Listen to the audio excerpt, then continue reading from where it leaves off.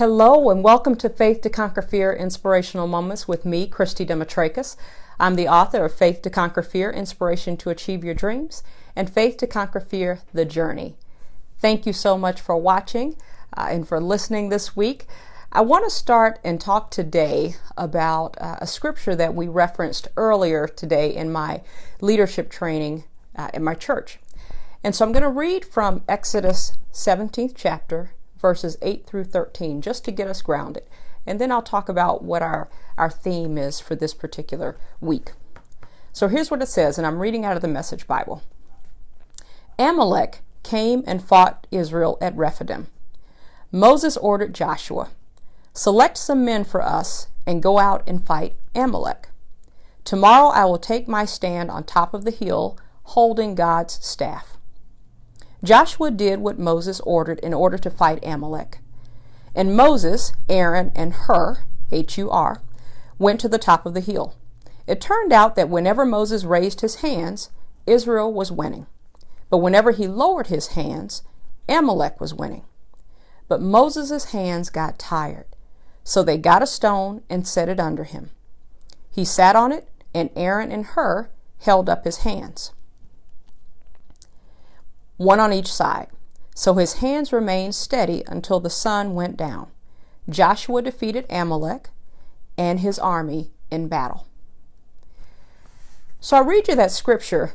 Earlier today, when that scripture was referenced, we were talking about it in the context of leadership. But I had a different take on it.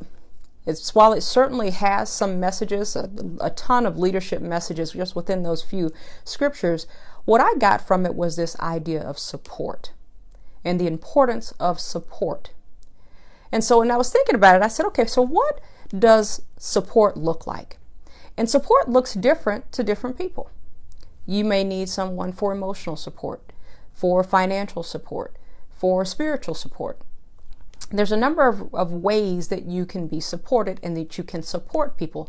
But I was thinking about it and I said, okay, but what does good support look like? Because people can support you and it not be really good support.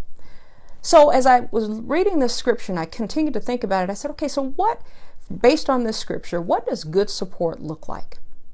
And the first thing I came up with is that a good supporter recognizes when you need support. And so if we go back to the scripture, Joshua was Moses' assistant.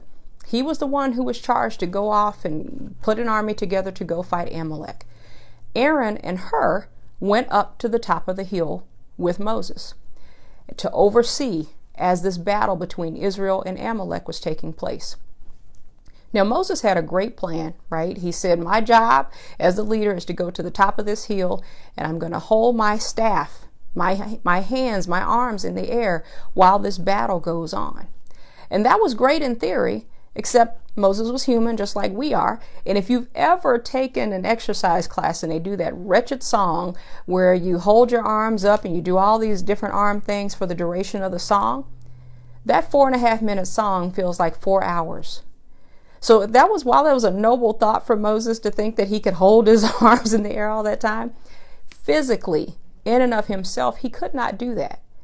But he had Aaron and he had Hur, who recognized that his arms got tired. The scripture said, but Moses' hands got tired. And so what they did in support of his hands being tired is they got him a rock to sit on, and then they went on either side of him and they held up his arms for the duration of the battle. They held up his arms for the duration of the battle. So not only did they recognize his need, but which brings me to my second point, is they held his arms up for the duration of the battle. The scripture says that the battle went on until sundown. So let's assume that it started in the morning. They held his arms up for as long as was necessary. For as long as was necessary. Now, I say that's what good support looks like, but I also want to caveat, interject, and say we should not always need support in the same areas all the time. We should not always need someone to support us emotionally because we can't figure out how to manage our own emotions. We should not need somebody to always support us financially unless we are a child and we don't have a job. So while good support looks like someone who is there for the duration, our expectation should not be that they become our stepping stone, our all in all for every need that we have. But a good supporter is there for the duration. The other thing that a good supporter does is they steady you. So what it says in that last verse is it says, so his hands remained steady until the sun went down. So Aaron and Hur are holding Moses' arms and the staff in the air for the duration of the battle.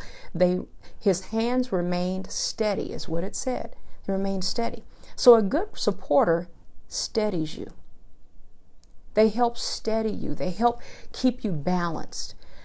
Any supporter that is making your emotions go up, down, sideways, you're feeling some kind of way when you're with them, then you're feeling some different kind of way the next time you're with them, not good support. Any supporter who is causing your finances to be up, down, left, right, one day you're broke, one day you have money, one day you don't, not a good supporter. Okay? So when I think about support, whether it's emotional, spiritual, health, whatever support there is, when I think about it, we have to think about it in the context of what does good support look like.